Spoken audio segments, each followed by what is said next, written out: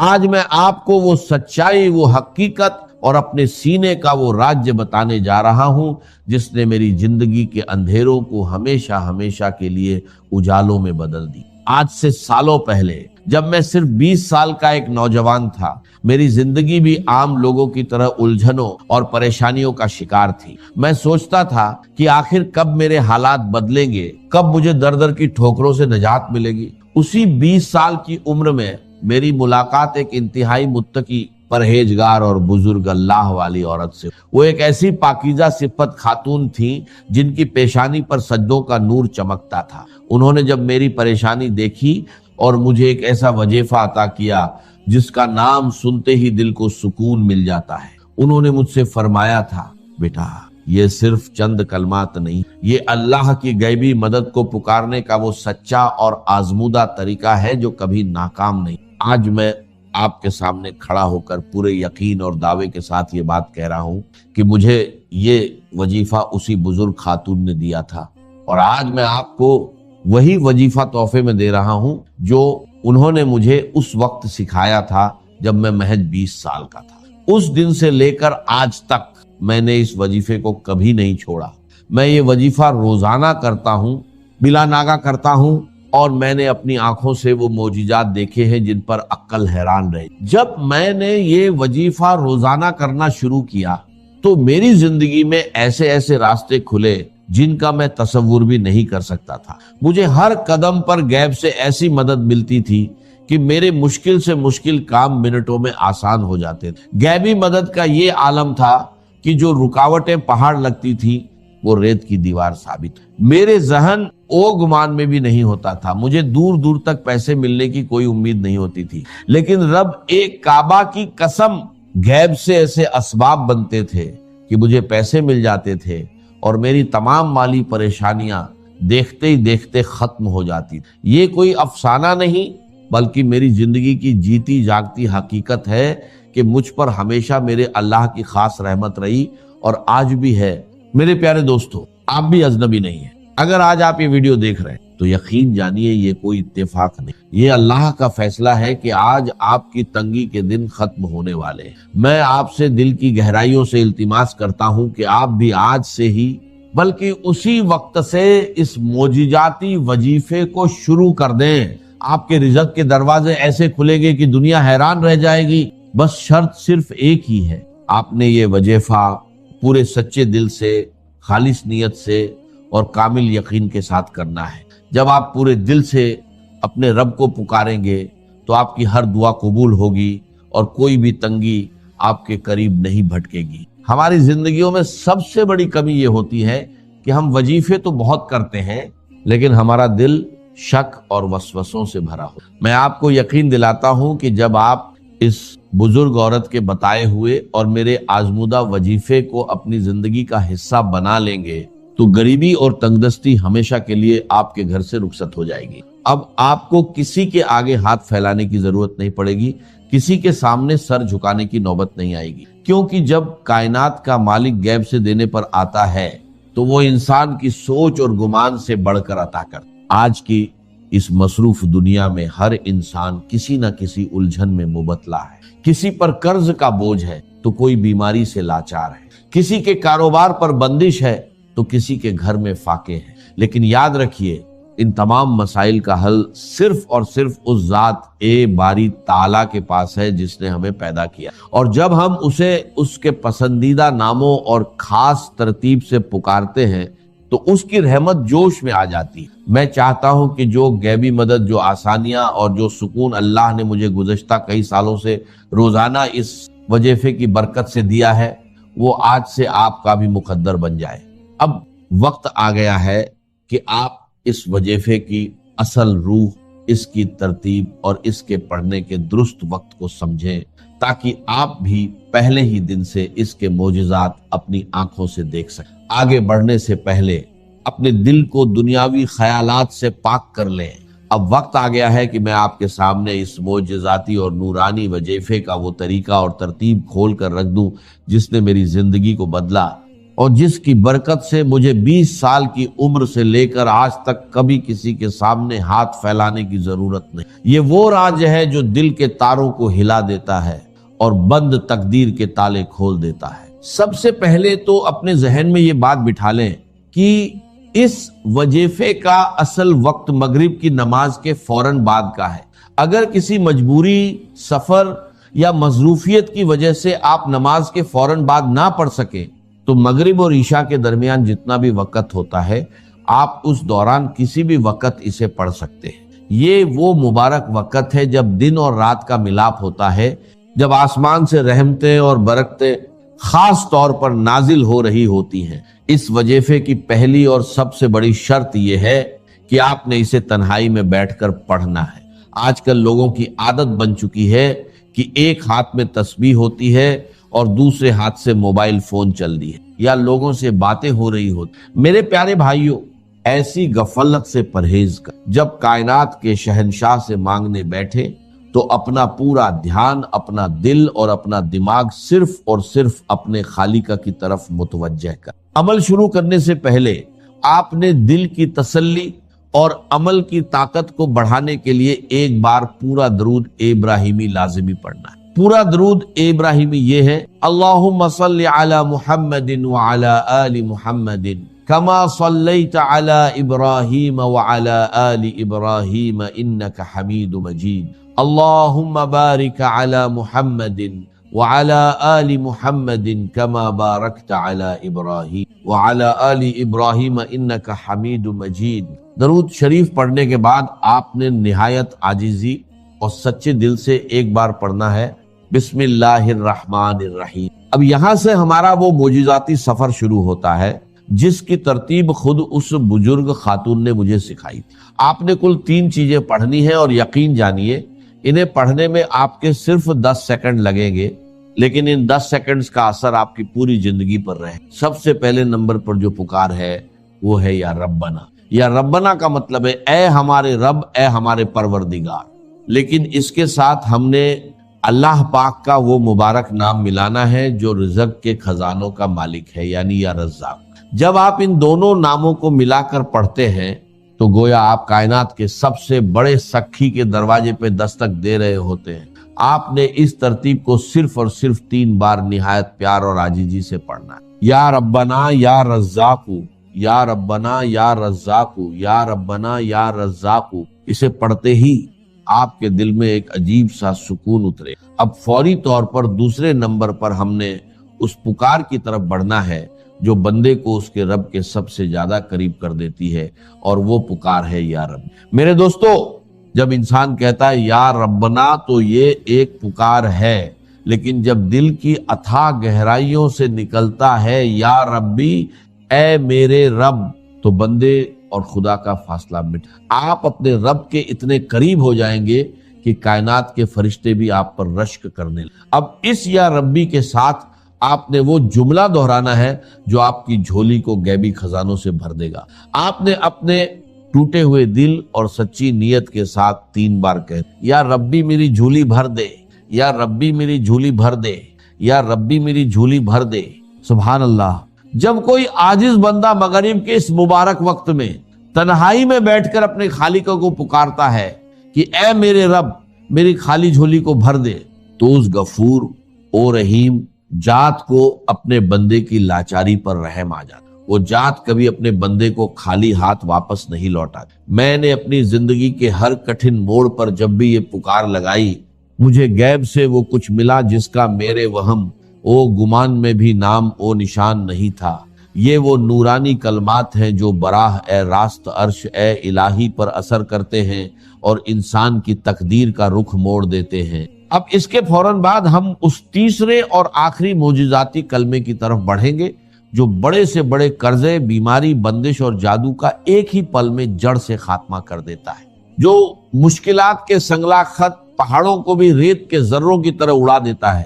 یہ وہ تسبیح ہے جو پریشان حالوں کی سب سے بڑی مددگار ہے۔ جب آپ یہ 2 وظائف مکمل کر لیں تو اب آپ نے تڑپ کر اپنے عاجز اور گناہگار ہونے کا اعتراف کرتے ہوئے اللہ رب العزت کا یہ مبارک نام صرف اور صرف 3 بار پڑھنا ہے: یا حل المشکلات، یا حل المشکلات، یا حل المشکلات۔ اس کا مطلب ہے اے میری تمام مشکلات کو حل کرنے والے رب۔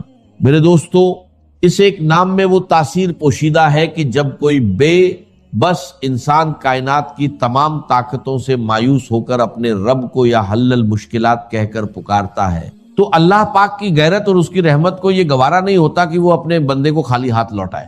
جب آپ یہ تینوں چیزیں ترتیب وار 3 بار پڑھ لیں تو اب باری آتی ہے اس دربار اے الہی میں اپنی فریاد پیش کرنے کی، اور یہاں دعا مانگنے کا ایک سچا عاجزانہ اور خاص طریقہ ہے۔ بہت سے لوگ وظیفہ پڑھ کر جلدی میں ہاتھ اٹھاتے ہیں، 2 جملے بولتے ہیں اور اٹھ کھڑے ہوتے ہیں۔ یاد رکھیے، دعا تو روح ہے ہر عبادت کی۔ جب آپ نے یہ عمل مکمل کر لیا تو اپنے دونوں ہاتھوں کو اپنے چہرے کے سامنے پھیلائیں، اپنی آنکھیں بند کریں اور یہ تصور کریں کہ آپ دنیا کے سب سے امیر، سب سے بڑے اور سب سے سخی بادشاہ کے دربار میں بیٹھے ہیں۔ آپ کی جیب خالی ہے، آپ کے جسم پر پریشانیوں کے زخم ہیں، لیکن اس سخی کا دروازہ کھلا ہے۔ سب سے پہلے اپنی زبان سے ایک بار پھر پورا درود ابراہیمی پڑھیں۔ اللہم صلی علی محمد وعلی آل محمد کما صلیت علی ابراہیم وعلی آل ابراہیم انک حمید، اللہم بارک علی محمد وعلی آل محمد کما بارکت علی ابراہیم وعلی آل ابراہیم انک حمید مجید۔ پھر اللہ پاک کی حمد و ثنا بیان کرے، اپنے گناہوں کا اعتراف کرے اور کہے یا الہی میں گناہ گار ہوں، خطا کار ہوں، لیکن تیرے سوا میرا کوئی دوسرا رب نہیں ہے جس کے آگے میں ہاتھ پھیلا سکوں۔ اے میرے رب، میری اس غریبی کو، میری اس تنگی کو اور میری ان پریشانیوں کو دور فرما دے۔ مجھے غیب سے وہ رزق عطا کر جس کا حساب کوئی انسان نہ رکھ سکے۔ میرے دوستو، اپنی زبان میں رو رو کر، گڑ گڑا کر اپنے رب سے مانگے۔ یاد رکھیے، جو آنکھ اپنے رب کے حضور نم ہو جاتی ہے وہ کبھی مایوس نہیں لوٹائی جاتی۔ دعا کے آخر میں ایک بار پھر درود ابراہیمی پڑھ کر اپنے ہاتھوں کو اپنے چہرے پر پھیر لیں۔ یہ وہ عمل ہے جو میں نے 20 سال کی عمر سے لے کر آج تک کبھی نہیں چھوڑا۔ میں آپ کو ایک بار پھر پورے یقین کے ساتھ کہتا ہوں کہ آپ بھی آج ہی سے، اسی مغرب سے اس عمل کو اپنی زندگی کا مستقل حصہ بنا لیں۔ آپ جس دن سے یہ عمل شروع کریں گے آپ خود دیکھیں گے کہ غیب سے کیسے راستے بنتے ہیں، آپ کی تنگی کیسے خوشحالی میں بدلتی ہے اور کیسے آپ کا دل پرسکون ہو جاتا ہے۔ سچے دل اور خالص نیت کے ساتھ کیا گیا یہ وظیفہ کبھی رائیگان نہیں جائے گا۔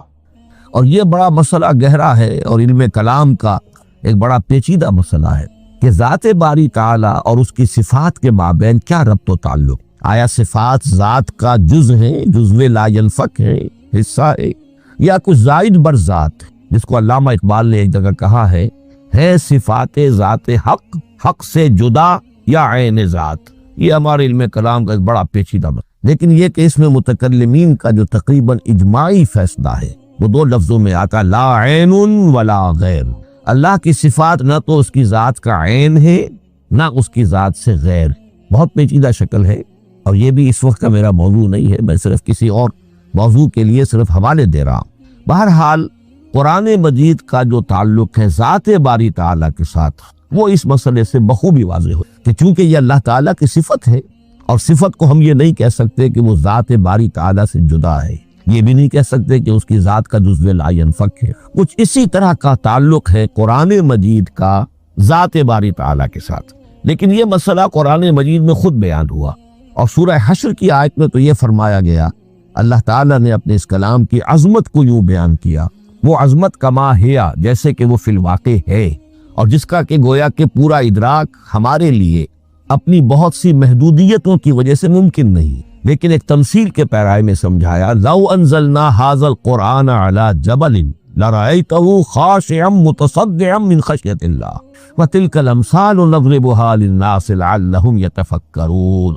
اگر ہم نے اس قرآن کو کسی پہاڑ پر اتار دیا ہوتا تو تم دیکھتے کہ وہ دب جاتا اور پھٹ جاتا اللہ کے خوف سے۔ اور یہ مثالیں ہیں جو ہم لوگوں کے لیے بیان کرتے ہیں تاکہ وہ غور کریں، تدبر کریں، سمجھیں، ما لا یدرک کلہ لا یترک کلہ، اگرچہ بتمام و کمال عظمت قرآن کا فہم ان کے لیے ممکن نہیں ہے، لیکن کسی درجے میں تو کچھ انعکاس اس کا ہو جائے، کچھ اندازہ ہو جائے، انسان اپنی ذہنی سطح کے اعتبار سے اس کی مناسبت سے کسی درجے میں عظمت قرآن کا اندازہ کر لے، تو اللہ تعالیٰ کے ان الفاظ کو سامنے رکھے کہ لو انزلنا هذا القرآن على جبل لرأيته خاشعا متصدعا من خشیۃ اللہ۔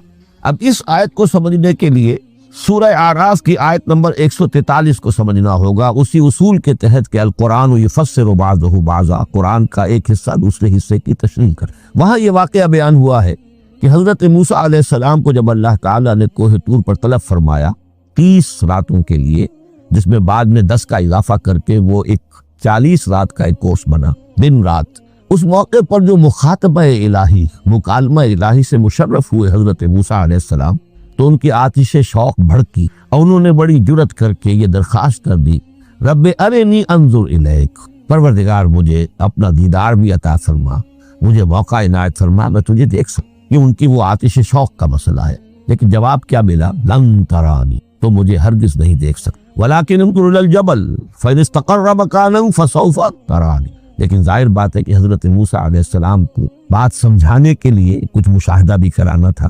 فرمایا تم مجھے نہیں دیکھ سکتے، البتہ اس سامنے کے پہاڑ پر نگاہ جماؤ، ہم اس پر اپنی ایک تجلی ڈالیں گے۔ یہ اگلی الفاظ کے اندر وضاحت ہے، میں یہاں پہلے سے بیان کر رہا ہوں سمجھانے کے لیے۔ اگر وہ پہاڑ ہماری اس تجلی کو، تجلی کسے کہتے ہیں؟ جلا، روشنی، تو اللہ تعالیٰ کی طرف سے کوئی خاص اس کے نور کا جب پرتو ہوتا ہے کسی شے پر تو وہ اس کی تجلی، ہم اپنی ایک تجلی اس پہاڑ پر ڈالیں گے، اگر وہ اس کو جھیل جائے، اپنی جگہ کھڑا رہ جائے، تو تم سمجھنا کہ شاید تم بھی ہمیں دیکھ سکتے۔ فلما تجلی ربہ للجبل، اب یہاں وہ لفظ آ گیا، جب اللہ نے تجلی اپنی پہاڑ پر ڈالی، جعلہ دکا وخر موسیٰ صعقا، وہ پہاڑ ریزہ ریزہ ہو گیا اور حضرت موسیٰ بے ہوش ہو کر گر۔ اب یہ بے ہوش ہو کر گر جانا، جبکہ وہ تجلی براہ راست بھی نہیں ہے، بالواسطہ ہے۔ مشاہدہ جو کر رہے حضرت موسیٰ وہ بالواسطہ، تجلی پہاڑ پر ہے، لیکن یہ کہ اس کا بھی بالواسطہ اس کا جو ہوا ہے، اس کی جو تاثیر ہوئی حضرت موسیٰ علیہ السلام پر کہ وہ اس کتاب نہ لا سکے اور بے ہوش ہو کر۔ یہاں سے یہ بات سمجھ میں آتی ہے کہ یہ تجلی ذات باری تعالیٰ تھی جس نے کوہ طور کو جلا کر بھسم کر دیا یا ٹکڑے ٹکڑے کر دیا، ریزہ ریزہ کر دیا۔ اب ذات الہی کے ساتھ جو تعلق ہے کلام الہی کا، اور یہ صفت جو لا عین ولا غیر کے درجے میں ہے ذات کے ساتھ، تو وہی تاثیر اس کلام الہی کی۔ لو انزلنا هذا القرآن على جبل لرأيته خاشعا متصدعا من خشیۃ اللہ وتلك الامثال نضربها للناس لعلهم يتفکرون۔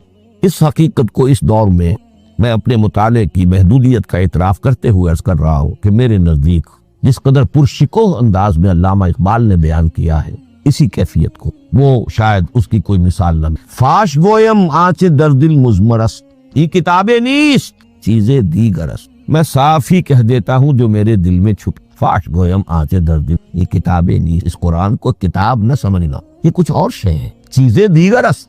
اب وہ چیزیں دیگر کیا ہے؟ وہی جو میں نے عرض کیا، ذات باری تعالیٰ اور کلام کا صفت باری تعالیٰ ہونا، اس کے بنا پر جو مناسبت ہے، جو قرب ہے، جو مشابہت ہے۔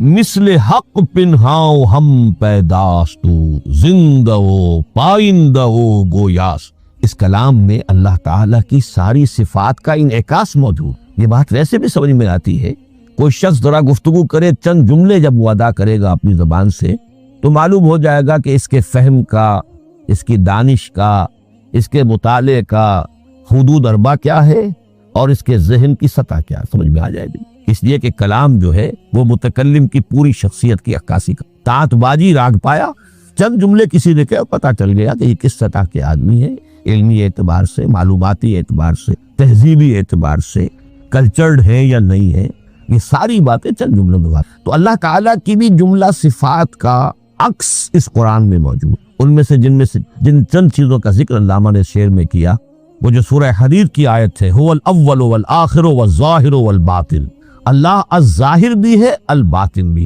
اتنا ظاہر کہ اس سے زیادہ ظاہر کوئی شے نہیں اور اتنا باطن کہ اس سے زیادہ چھپی ہوئی کوئی شے۔ اسی لیے حضور سے جو منقول ہے الفاظ کہ پروردگار انت الظاہر فلیس فوقک شیء وانت الباطن فلیس دونک شیء، یہی کیفیت قرآن کی ہے. مثل حق پنہا و ہم پیداستو، پنہا بھی ہے ظاہر بھی، جیسے ذات باری تعالی اور جیسے اللہ تعالیٰ کی شان ہے جو آیت الکرسی کے شروع میں آئی الحی القیوم. مثل حق پنہا و ہم پیداستو، زندہ و پائندہ و گویاستو. یہ قرآن جو ہے اللہ تعالیٰ کی صفات کا ایک عکس اپنے. اس سے ذرا آگے چلیے کلام کے بارے میں. اب کلام الہی ظاہر بات ہے کہ صفت ہے اور صفت قدیم ہے. اللہ کی صفات حادث نہیں ہے. اللہ کی ذات بھی قدیم ہمیشہ سے اور اس کی صفات بھی قدیم ہمیشہ سے. اور یہ جو کلام الہی ہے ظاہر بات ہے کہ یہ جو ہماری زبان کے حروف و اصوات ہیں، کلام الہی تو ان سے منزہ ہے، مبرہ ہے، ماورا ہے، اعلیٰ ہے، عرفہ ہے. ہماری زبانوں کے حروف و اصوات الفابیٹس جگہ جگہ تبدیل ہو جائیں گے. انگریزی کے کچھ اور ہیں، اردو کے کچھ اور ہیں، عربی کے کچھ اور ہیں. کلام الہی ان تمام سے آگاہ، عرفہ، منزہ اور مبرہ ہے. یہ کلام الہی جب بھی نازل ہوا ہے، ظاہر بات ہے حضرت موسیٰ پر اگر کتاب اتاری گئی وہ بھی علم الہی سے آئی لیکن وہ عبرانی زبان میں آئی.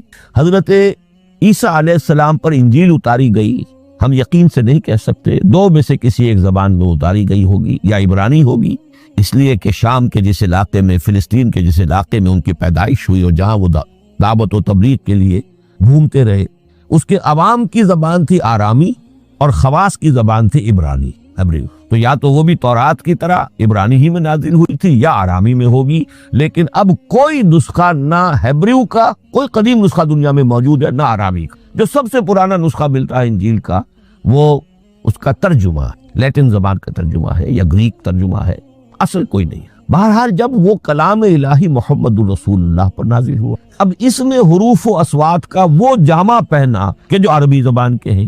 یہی وجہ دیکھیے میں نے جو آیت سورہ حامیم، یہ جو سلسلہ سور ہے اس میں سے سورہ زخرف کی آیت جو میں نے آپ کو سنائی، حامیم والکتاب المبین انا جعلناہ قرآنا عربیا لعلکم تعقلون. ہم نے بنا دیا ہے اپنے اس کلام کو قرآن عربی، اس کو عربی حروف و اصوات کا جامع ہم نے پہنا دیا ہے. انا جعلناہ قرآنا عربیا لعلکم تعقلون، کہ چونکہ مخاطب اول جو قوم تھی امیین، ان کی زبان عربی تھی، لعلکم تعقلون، تاکہ تم اس کو سمجھ سکو. اب اس سے آگے چلیے. اصل قرآن مجید کے 3 مقامات سے معلوم ہوتا ہے اصل قرآن اللہ کے پاس ہے. یہ قرآن جو ہمارے پاس ہے مصحف عثمان رضی اللہ تعالی عنہ، یہ اس قرآن کی مصدقہ نقل ہے. اصل قرآن کہاں ہے؟ ایک جگہ فرمایا بل ہوا قرآن مجید فی لوح محفوظ، لوح محفوظ میں اصل قرآن وہاں. اسی طریقے سے اسی سورہ زخرف کی اگلی آیت کیا ہے؟ ہم نے اسے عربی قرآن بنا کر اتارا، لیکن اصل قرآن کیا ہے؟ وَإِنَّهُ فِي أُمِّ الْكِتَابِ لَدَيْنَا لَعَلِيٌّ حَكِيمٌ. حقیقت میں تو یہ ام الکتاب میں ہے جو ہمارے پاس ہے، اور علی ہے بہت بلند، حکیم بڑی حکمت والا، یا محکم مضبوط. حکیم کے دونوں معنی. استحکام بھی اسی ہے کاف اور میم کے مادے سے بنا، کسی شے کا پختہ ہو جانا، مضبوط ہو جانا. اور عقل کی پختگی وہ حکمت ہے، وہ دانائی. اس اعتبار سے نوٹ کیجئے اصل قرآن کہاں ہے؟ لوح محفوظ میں. اصل قرآن کہاں ہے؟ ام الکتاب میں. اسی کو کہا گیا ہے ایک اور مقام پر فی صحف مکرمۃ مرفوعۃ مطہرۃ بأیدی سفرۃ کرام بررہ. یہ قرآن، اصل قرآن تو بڑے صحیفوں میں، ان صحیفوں میں ہے، ان صفحات میں ہے، ان اوراق میں ہے جس کی شان کیا ہے؟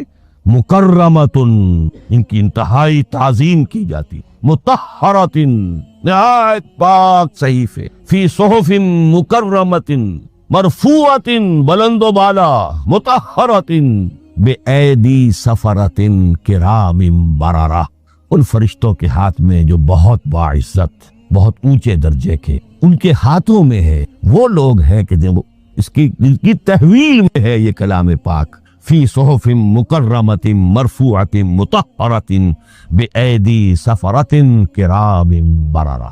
اب اسی کو بیان کیا ہے سورہ واقعہ میں. فلا اقسم بمواقع النجوم، تو نہیں میں قسم کھاتا ہوں ستاروں کے ڈوبنے کی جگہ کی. وَإِنَّهُ لَوْ تَعْلَمُونَ لَقَسَمٌ عَظِيمٌ، وَإِنَّهُ لَقَسَمٌ لَوْ تَعْلَمُونَ عَظِيمٌ. اور اگر تم جان سکتے تو یہ بہت بڑی قسم ہے جو ہم بہت بڑی گواہی ہے جو ہم نے پیش کی۔ اب تدریجاً اس کا انکشاف ہو رہا ہے۔ یہ آج جو تصور ہے بلیک ہولز کا، اس سے کچھ اندازہ ہوتا ہے یہ ستارے کہاں ڈوب جاتے ہیں، بڑے بڑے ستارے نسیم منسیہ ہو جاتے ہیں، ستارے نہیں پوری گیلیکسیز اس میں گم ہو جاتے ہیں، وہ مقبرے ہیں بڑی بڑی گیلیکسیز۔ فلا اقسم بمواقع النجوم وانه لقسم لو تعلمون عظیم انه لقرآن کریم۔ یہ قرآن ہے بہت باعث، فی کتاب مکنون، اور یہ اس کتاب میں جو چھپی ہوئی ہے۔ یہ لو مکنون کا لفظ آتا ہے قرآن مجید میں، جیسے موتی ہوتے ہیں انہیں چھپا کر رکھا جاتا ہے ڈبیوں میں، مخملی ڈبیوں کے اندر موتیوں کو، اسی طریقے سے فی کتاب مکنون لا یمسہ الا المطہرون، وہ صحیفے بھی بہت مطہرہ تھے اور ان کو چھو نہیں سکتے مگر وہی جو انتہائی پاک ہیں، ملائکہ مقربین، جن کے قریب سے بھی ہو کر معصیت یا گناہ کا کوئی تصور تک نہیں گزر سکتا، وہ ہیں جو اس کو چھوتے ہیں، ان کے ہاتھوں میں ہے، ان کی تحویل میں۔ یہ ہے وہ چیزیں کہ جس سے اندازہ ہوا کہ اصل قرآن کہاں ہے۔ یہ جو ہمارے پاس ہے در حقیقت یہ نقل مطابق اصل ہے، مصدقہ نقل ہے۔ اب اس میں آپ سے عرض کر دوں کہ ایک بہت خوبصورت بات ہمیں جو ملتی ہے، تورات میں جو استثناء، جو صفر استثناء ہے ڈیوٹرانومی، اس کے 18ویں باب میں 18ویں اور 19ویں آیات جو ہیں اس میں ذکر موجود، میں ان کے لیے انہی کے بھائیوں میں سے تیری مانند ایک نبی برپا کروں گا۔ اللہ تعالیٰ کلام فرما رہے ہیں یہاں حضرت موسیٰ علیہ السلام، آج بھی موجود ہے اولڈ ٹیسٹمنٹ ڈیوٹرانومی یا کتاب استثناء، صفر استثناء، اس کا 18واں باب، اس کی 18ویں اور 19ویں آیات جب چاہے جا کر دے۔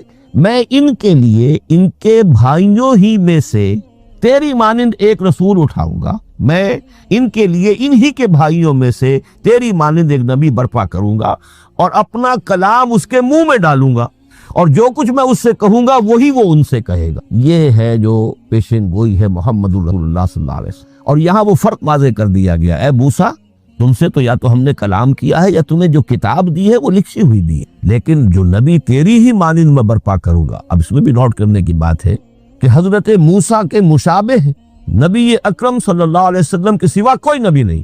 صاحب کتاب وہ بھی تھے، صاحب کتاب محمد بھی، صاحب امت وہ بھی تھے اور صاحب امت محمد رسول تیری مانند۔ صاحب شریعت، حضرت عیسیٰ صاحب شریعت نہیں تھے، شریعت موسوی ہی کو نافذ کرنے کے لیے ان کی حیثیت دین موسوی کے مجدد کی تھی۔ ویسے نبی تھے، اللہ کے فضل و کرم سے نبی تھے، اس میں کوئی شک نہیں، رسول تھے، لیکن یہ کہ ان کے کام کی نوعیت کیا تھی، اس لیے کہ کوئی نئی شریعت لے کر نہیں آئے۔ اب بھی انجیل میں الفاظ موجود ہیں، don't think I have come to destroy law, the Mosaic law جسے یہ کہتے ہیں، شریعت موسوی، وہ تم پر نافذ رہے، تم اس کی پابندی کرو، کیونکہ صاحب شریعت رسول یا موسیٰ یا محمد صلی اللہ علیہ وسلم علیہ الصلوۃ۔ تو میں ان کے بھائیوں میں سے، اب بھائی کون ہوں گے؟ ظاہر بات ہے بنی اسرائیل، ان کے کزنز کون ہیں؟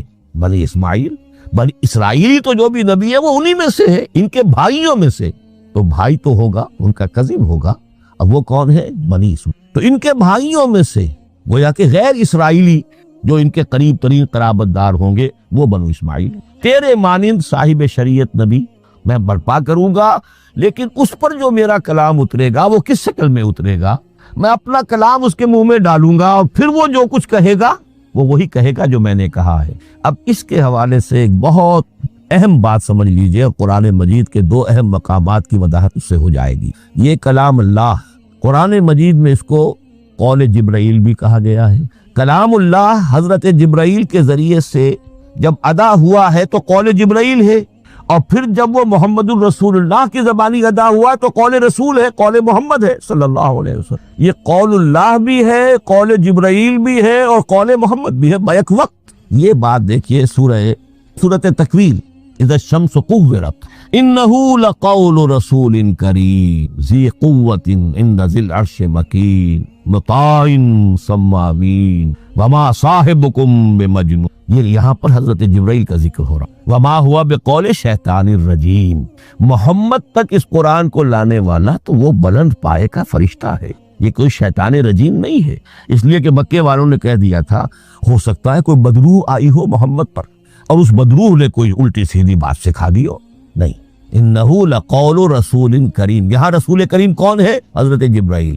इन्नहु लक़ौलु रसूलिन करीम ज़ी क़ुव्वतिन इंद ज़िल अर्श मकीन, बड़ी कुव्वत वाला और जिसका बड़ा ऊंचा मकाम और मर्तबा है अर्श वाले के करीब। ज़ी क़ुव्वतिन इंद ज़िल अर्श मकीन मुताइन सम्मा अमीन, वो फरिश्तों के मुता है, फरिश्ते उनकी इताअत करते हैं, फरिश्ते उन फरिश्तों के सरदार हैं, और फिर साथ ही पूरे अमीन है, जिब्रील अमीन, ये हम लफ्ज़ इस्तेमाल करते हैं। और उसके बाद आगे जाके फरमाया वमा हुआ बिक़ौल शैतानिर रजीम, ये किसी शैतान एक रजीम का कौल नहीं। अब यहाँ इस सूरह तकवीर में कुरान को कौले जिब्राइल का, लेकिन सूरतुल हाक़्क़ा में चलिए उसके आखिर में आता है इन्नहु लक़ौलु रसूलिन करीम वमा हुआ बिक़ौल शाइर क़लीलन मा तुमिनून वला बिक़ौल काहिन क़लीलन मा तज़क्करून तंज़ीलुम मिन रब्बिल आलमीन। यहाँ अब रसूल करीम से मुराद मोहम्मदुर रसूलुल्लाह सल्लल्लाहु अलैहि वसल्लम, ये किसी शायर का कौल नहीं, किसी काहिन का कौल नहीं,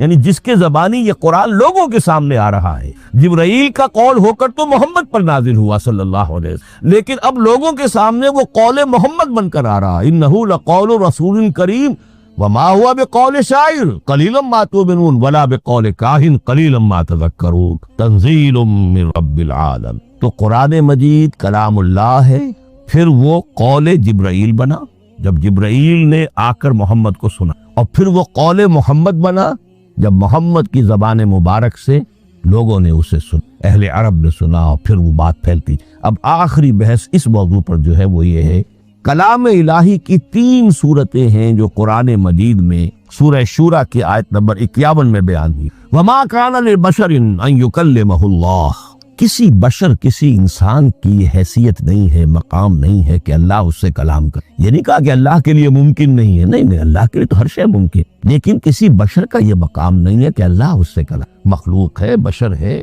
मा काना लिबशरिन अन युकल्लिमहुल्लाह इल्ला, अब 3 शक्लें, इल्ला वहयन औ मिन वराए हिजाबिन औ युरसिला रसूलन फयूहिया बिइज़्निही मा यशा इन्नहु अलियुन हकीम। 3 सूरतें हैं कलाम इलाही, या तो बराह रास्त अल्लाह वही करता है बगैर किसी फरिश्ते की दरमियान में जरिया बनाए हो, इसी का नाम इल्हाम है, इसी का नाम तहदीस है। ये गैर नबी के साथ भी होता है। हुजूर ने फरमाया हर नबी की उम्मत में मुहद्दस होते जिनसे अल्लाह कलाम करता था, और मेरी उम्मत का मुहद्दस उमर है रज़ी अल्लाह तआला। मुहद्दस, मुहद्दिस नहीं, मुहद्दिस के मानी है इल्म हदीस का माहिर।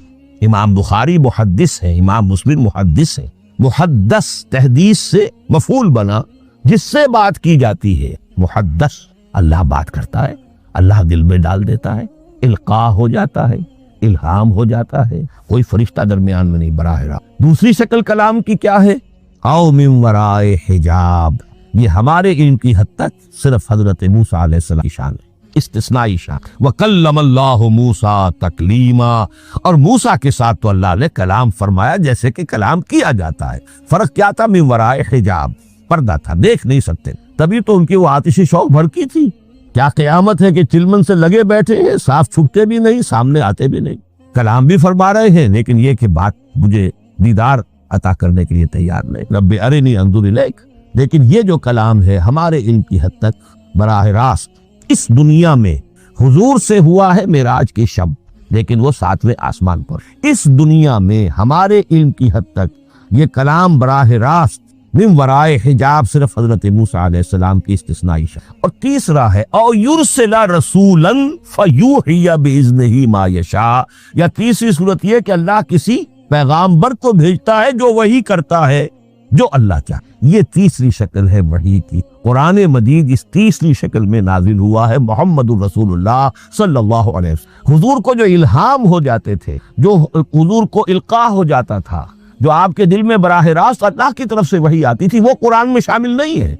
अगरचे हुजूर के ख्वाब भी सच्चे थे, वो भी अल्लाह की तरफ से होते थे, शैतान की आमिज़िश नहीं हो सकती, लेकिन ये भी कुरान में शामिल नहीं है। कुरान में शामिल है तीसरी किस्म की वही, औ युरसिला रसूलन, फिर हम भेजते हैं एक पैगाम्बर को फरिश्तों में से। अल्लाहु यस्तफी मिनल मलाइकति रसूलन व मिनन नास, अल्लाह चुन लेता है फरिश्तों में से भी अपना पैगाम्बर और इंसानों में से भी।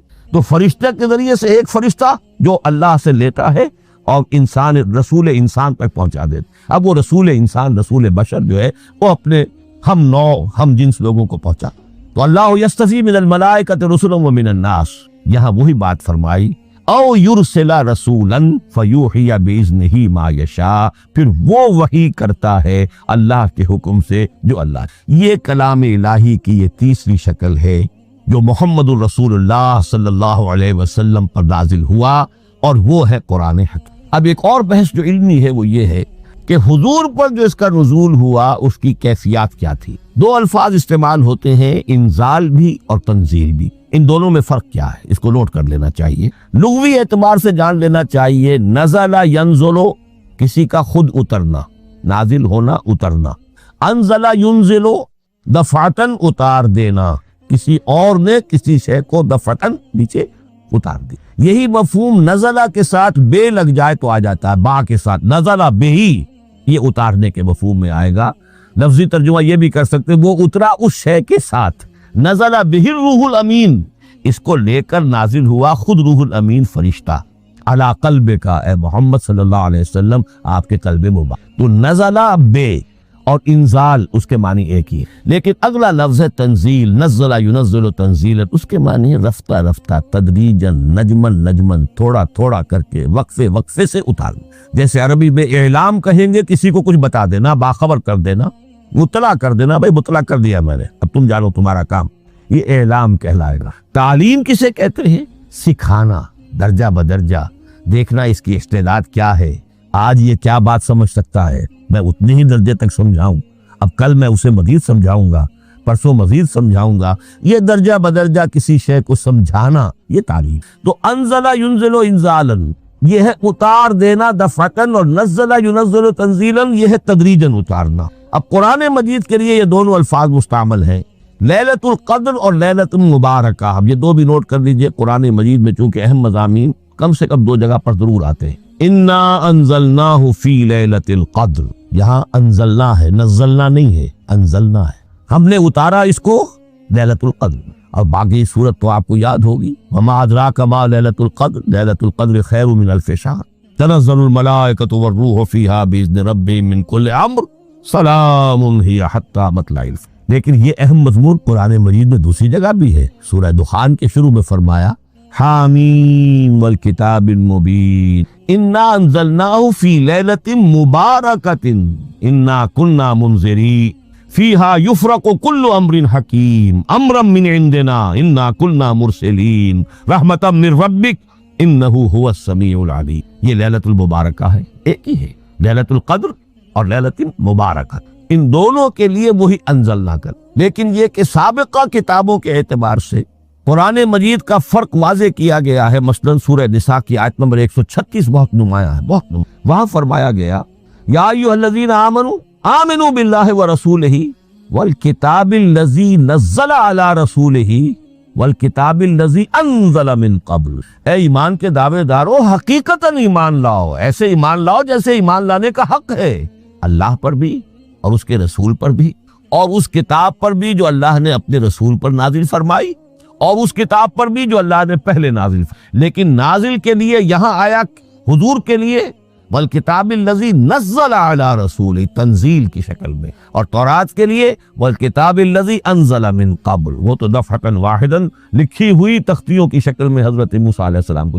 تو یا ایھا الذین آمنوا آمنوا باللہ ورسولہ والکتاب الذی نزل علی رسولہ والکتاب الذی انزل من قبل، یہ جو تنزیل ہوئی ہے حضور پر، یعنی لیلۃ القدر میں جو رمضان مبارک میں ہے، پورا قرآن لوح محفوظ سے، کتاب مکنون سے، ام الکتاب سے نقل کر کے اتار دیا گیا سمائے دنیا تک، پہلا آسمان جسے ہم کہتے ہیں سمائے دنیا، وہ آسمان جو قریب ترین ہے دنیا، وہاں سے اب یہ درجہ بدرجہ تھوڑا تھوڑا، چند آیتیں، چند سورتیں، پھر آیتیں، پھر سورتیں، یہ نازل ہوا محمد الرسول اللہ صلی اللہ علیہ وسلم پر۔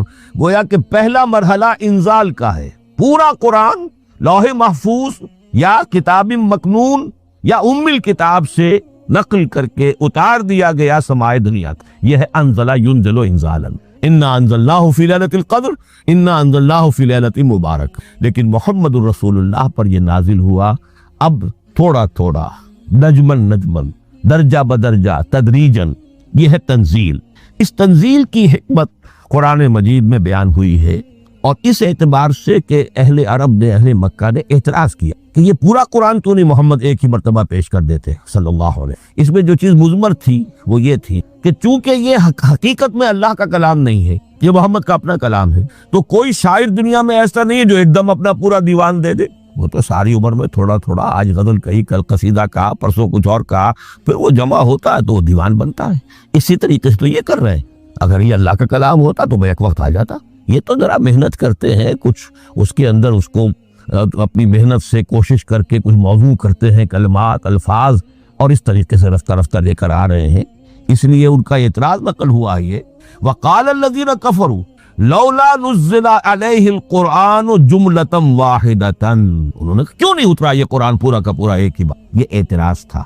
اس اعتراض کے جو جوابات دیے گئے ہیں وہ نوٹ کی کہ لوگوں کے حق میں یہ مفید ہے یہ پورے قرآن کا تحمل ایک وقت میں کرنے۔ یہ پورا قرآن تو ایک ہی مرتبہ اگر پہاڑ پر بھی اتار دیا جاتا تو وہ پھٹ جاتا، دب دیا۔ وَقُرْآنًا فَرَقْنَاهُ لِتَقْرَأَهُ عَلَى النَّاسِ عَلَى مُكْثٍ وَنَزَّلْنَاهُ تَنزِيلًا، سورہ بنی اسرائیل آیت 106۔ یہ وہ قرآن ہے جس نے ہم نے جس کو ٹکڑے ٹکڑے کر کے، فرق نہ ہو، فرق توڑ دینا، تھوڑا تھوڑا کر کے ہم نے کر دیا، لِتَقْرَأَهُ عَلَى النَّاسِ عَلَى مُكْثٍ، تاکہ آپ اسے پڑھ کر سنائے لوگوں کو وقفے وقفے سے، تاکہ وہ سہار سکیں، سنبھال سکیں، برداشت کر سکیں۔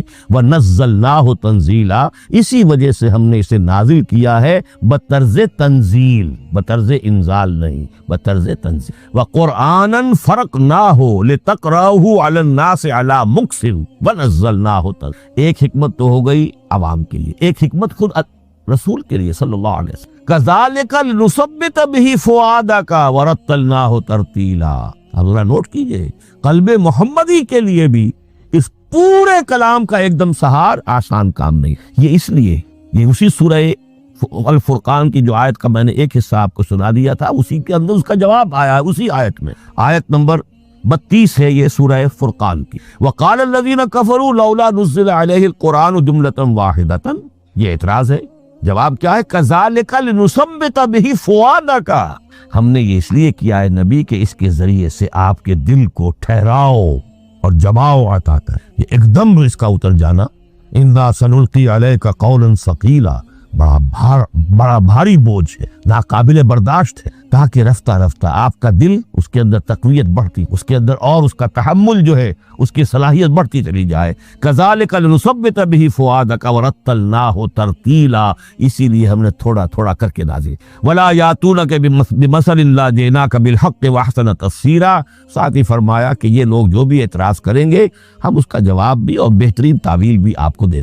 اب اگلی بحث یہ ہے، یہ قرآن کب اور کہاں نازل، یہ عام معلوماتی شے ہے، اس میں کوئی پیچیدگی نہیں ہے، لیکن اس کی اہمیت ہے بہت ضرور، وہ میں انشاءاللہ اگلی بحث میں جبکہ قرآن کے سمجھنے کے جو اصول ہیں ان کو بیان کروں گا کہ وضاحت سے بات آئے گی۔ یہ کہ یہ عام معلوماتی ایک ہمارے ذہن میں خاکہ رہنا چاہیے، زمان و مکان کا کیا رشتہ ہے قرآن کے۔ قرآن نازل کب ہوا؟ ہمارا چونکہ عام طور پر جو معمول ہے، ہم تو جو کرسچین ایرا ہے اس کے حوالے سے ہمارے ذہن کے اندر سارا حساب کتاب ہے، تو سن 610 عیسوی سے لے کر 632 عیسوی تک شمسی حساب سے 22 سالوں میں قرآن نازل ہوا۔ 571 حضور کی ولادت کا سال ہے، 571 عیسوی۔ 610 میں آپ 39 سال کے ہوئے، لیکن قمری حساب سے 40 کی۔ 610 میں قرآن کی تنزیل شروع اور 632 میں آپ کا انتقال ہوا۔ 22 برس زمانی اعتبار سے نقشہ ذہن میں رکھیے۔ اور اسے ہم اگر دوسرے حساب سے کہیں گے تو عام الفیل، وہ جو ابرہہ آیا تھا بیت اللہ کو ڈھانے کے لیے، وہ سال عربوں میں بہت مشہور ہو گیا تھا، اور وہی سال حضور کی ولادت کا ہے، تو عام الفیل ہی میں حضور کی ولادت ہوئی، لہذا 40 عام الفیل میں قرآن مجید کا نزول شروع ہوا، اور 11 ہجری تک یہ 23 برس بنتے ہیں قمری حساب۔ ایک رائے یہ بھی ہے کہ قرآن کا نزول 20 برس ہوا، اور اس میں وضاحت یہ ہے کہ پہلے 3 سال اللہ تعالیٰ نے ایک فرشتے کو، حضرت اسرافیل علیہ السلام کو مامور کیا تھا حضور کی تعلیم۔ دنیاوی اعتبار سے حضور نے کوئی تعلیم حاصل کی، آپ امی تھے، آپ نے دنیاوی اعتبار سے کسی کے سامنے زانو تلمس طے نہیں کیا، کہیں کوئی تعلیم حاصل نہیں کی، کہیں کوئی تحصیل علم نہیں کی، لیکن اللہ تعالیٰ نے علمہ شدید القوا، اللہ تعالیٰ نے جو کچھ انہیں سکھایا ہے، جو علم انہیں عطا کیا ہے۔ تو ایک روایت یہ ہے کہ 3 برس تک، اور اس کے بعد پھر قرآن نازل ہونا شروع ہوا تو 20 برس تک قرآن نازل ہوا۔ لیکن وہ لوگ بھی مانتے ہیں کہ سورہ علق کی آیتیں نازل ہو چکی تھی، پھر 3 برس کا وقفہ ہے۔ سورہ علق کی آیتیں کیا ہے؟ جو پہلی وہی ہے، اقرا بسم ربک الذی خلق خلق الانسان من علق اقرا وربک الاکرم الذی علم بالقلم علم الانسان ما لم یعلم۔ گویا کہ بسم اللہ ہو رہی ہے محمد الرسول اللہ صلی اللہ علیہ وسلم کی تعلیم، اور جن گھرانوں میں یہ رواج ابھی تک چل رہا ہو، بسم اللہ بچوں کی کراتے ہیں، ایک تقریب کی شکل میں منعقد کرتے ہیں، ہمارے ہاں یہ رواج تھا، اب ہم چھوڑ چکے کہ جو تقریب بھی حضور کی اور صحابہ کی زندگیوں سے ثابت نہ ہو، ہمیں کوشش کرنی چاہیے کہ ان تقریبات کا سلسلہ منقطع ما انا علیہ واصحابی، ہماری تقریبات جو ہے وہ بس وہیں تک محدود رہنی۔ بہرحال وہ جو ایک چلتی ہے روایت، 4 سال 4 مہینے 4 دن کا بچہ یا بچی ہے تو بسم اللہ یہی آیتیں پڑھی جاتی ہے، پڑھ تو نہیں سکتا، انگلی رکھ کر پڑھانے والا کوئی عالم دین بیٹھ جاتا ہے سامنے، وہ نہا دھو کر بچہ یا اور اس کو اقرا بسم ربک الذی خلق خلق الانسان من علق اقرا وربک الاکرم الذی علم بالقلم علم الانسان ما لم یعلم۔ اب اس میں تو سارا پڑھنے پر زور ہے، حصول علم پر زور ہے، کسی تبلیغ کا حکم ہی نہیں، ابھی رسالت کا کوئی تذکرہ کچھ بھی نہیں، اس میں تو قیامت کا بھی کوئی ذکر نہیں۔ اب اس کے بعد روایت یہ ہے کہ 3 برس تک پھر حضرت اسرافیل دن رات حضور کے ساتھ رہے ہیں اور آپ کی تعلیم، اور پھر 3 برس کے بعد پھر وہی کا سلسلہ، واللہ عالم۔ لیکن یہ کہ جب سورہ اقرا نازل ہو چکی ہے، اس کی 5 آیتیں، تو وہ 3 برس بھی اس کا وقفہ شمار ہوں گے، زمانہ نزول پھر وہی 23 برس رہے۔ اسی کے ساتھ میں نے عرض کیا تھا کہ دوسری بات یہ کہاں نازل ہوا قرآن۔ ایک لفظ میں تو یہ سمجھ لیجئے یہ حجاز میں نازل۔ حجاز جزیرہ نمائے عرب کا ایک خاص حصہ ہے، پہاڑی سلسلہ، یوں سمجھ لیجئے، اس کو ذہن میں رکھیے۔ جزیرہ نمائے عرب جو ہے وہ شمال سے جنوب کی طرف چوڑا ہوتا جاتا ہے، شمال میں شام اور عراق کی طرف جاتا ہے تو وہ تنگ ہے، پھر نیچے چوڑا ہو رہا ہے۔ اس کا جو مغربی ساحل ہے، جس پر جدہ کی بندرگاہ بھی ہے، یمبو کی، اس کے کہیں وہ ایک میدان شروع ہوتا ہے ساحل سے، کہیں وہ بہت مختصر ہے، کہیں خاصا چوڑا ہے، اس کو کہتے ہیں تہامہ۔ پھر ایک پہاڑی سلسلہ ہے، اس کو کہتے ہیں حجاز۔ یہ پہاڑی سلسلہ جو ہے اس کے بعد جو ہے وہ نجد کہلاتا ہے، وہ سطح مرتفع ہے، پلیٹو۔ تو یہ 3 حصے ہیں جزیرہ نمائے عرب کے جغرافیائیت، اور حجاز کہتے بھی ہیں پردے کو، حاجزن، پردہ جو 2 چیزوں کے درمیان حائل ہو جائے۔ تو یوں سمجھیے کہ یہ فلیٹ ہے نجد کا، اور یہ فلیٹ ہے میدان، یہ ہے تہامہ کا، اور درمیان میں یہ پہاڑی سلسلہ کھڑا ہوا ہے، تو یہ گویا کہ ان دونوں کو جدا کر رہا ہے، یہ حجاز ہے۔ اس حجاز ہی کا شہر مکہ ہے، اس حجاز ہی کا شہر مدینہ ہے، اس حجاز ہی کا شہر طائف ہے، اس حجاز ہی کی آخری ٹپ سمجھ لیجئے تبوک ہے۔ تو حضور صلی اللہ علیہ وسلم کی پوری زندگی آغاز وحی کے بعد سے لے کر وہ اسی علاقے کے، پہلے آپ مکے میں تھے، قرآن مجید کی جو صورتیں اس دور میں نازل ہوئی، آیتیں نازل، وہ مکیات کہلاتی۔ پھر آپ نے ہجرت کی، اور ہجرت کر کے جب آپ جا رہے تھے اس دوران میں بھی کچھ قرآن نازل ہوا اثناء ہجرت میں۔ پھر آپ مدینے تشریف فرما ہوئے، اب وہ ہم کہتے ہیں مدنی قرآن، لیکن مدنی قرآن سارا مدینے میں نازل نہیں ہوا۔ آپ کبھی جا رہے کسی مہم پر، کسی جنگ کے لیے، غزوہ بدر کے لیے آ گئے ہیں، تو وہاں جو آیات نازل ہو رہی ہیں وہ مدینے میں تو نہیں ہو رہی۔ براڈ تقسیم تو یہی ہے، مکی مدنی۔ ہجرت سے قبل جو کچھ نازل ہوا وہ مکی، ہجرت کے بعد جو کچھ نازل ہوا وہ مدنی۔ لیکن صرف مدنی کہنا صحیح نہیں ہے۔ اثناء سفر تبوک، اتنا طویل سفر ہے آپ کا، اس کے دوران آتے جاتے قرآن نازل ہوتا رہا۔ لیکن یہ بات نوٹ کر لیجئے کہ پورا قرآن حجاز ہی میں نازل، یہ تمام شہر، یہ تمام علاقہ حجاز کہلاتا۔ ایک اور بحث جو ہم اسی اپنی پہلی نشست میں مکمل انشاءاللہ کر لیں گے، وہ ہے محفوظیت قرآن کی۔ میں نے عرض کیا تھا کہ 3 چیزوں پر ہمارا عقیدہ مشتمل ہے۔ یہ اللہ کا کلام ہے، نمبر 1، نازل ہوا محمد الرسول اللہ پر صلی اللہ علیہ وسلم، اسی لیے ہم نے کلام سے متعلق کچھ مباحث علمی گہرائی میں اتر کر وہ سمجھے، حضور پر اس کے نزول، انزال اور تنزیل کے مختلف مراحل کو سمجھا۔ اب اس کی محفوظیت کے اعتبار سے واقعہ یہ ہے کہ واحد کتاب ہے پوری دنیا میں، واحد کتاب جس کے بارے میں دشمن بھی تسلیم کرتے ہیں، چاہے وہ اسے اللہ کا کلام نہ مانے، لیکن یہ مانتے ہیں کہ بعین ہی وہ شے جو محمد نے اپنی امت کو دی تھی آج بھی امت کے پاس صحیح۔ ظاہر بات ہے اگر تو اسے اللہ کا کلام مانے، وہی مانے، تب تو مسلمان ہی ہو گئے، وہ تو یہی کہتے ہیں کہ بہرحال محمد نے چاہے خود لکھا، تصنیف کیا، جو بھی کچھ کیا، اس کو چھوڑ دیجئے، لیکن جو شے محمد نے اپنی امت کو دی تھی صلی اللہ علیہ وسلم، بعین ہی وہ شے موجود، تو یہ محفوظیت قرآن کی جو ہے، جبکہ کوئی اور دنیا کی کتاب اس کی مدعی ہی نہیں۔ تورات والوں کا سرے سے یہ دعویٰ ہی نہیں ہے، وہ تورات تو گم ہو گئی تھی نبوکدنضر کے حملے کے وقت، اس کے بعد سے دنیا میں تورات کا وجود نہیں ہے، اور پھر 100 برس کے بعد اپنی یادداشتوں سے مرتب کی ہے یہ تورات جو آج ہمارے سامنے ہے۔ انجیل کا جیسا کہ میں عرض کر چکا ہوں، کوئی نسخہ جو ہے نہ عبرانی کا موجود ہے نہ آرامی زبان کا، دنیا کی کوئی کتاب نہیں جو دعویٰ کر سکتی یہ قرآن جو شروع ہوتا ہے ذالک الکتاب لا ریب فیہ، یہ دعویٰ دنیا کی کسی اور کتاب نے خود کیا بھی نہیں۔ اس کی بھی جس قدر پرشکوہ الفاظ میں علامہ اقبال نے اس کی ترجمانی نہیں کہی، حرف اورا ریب نئے، تبدیل نئے، آیاش شرمندہ تعویل نئے۔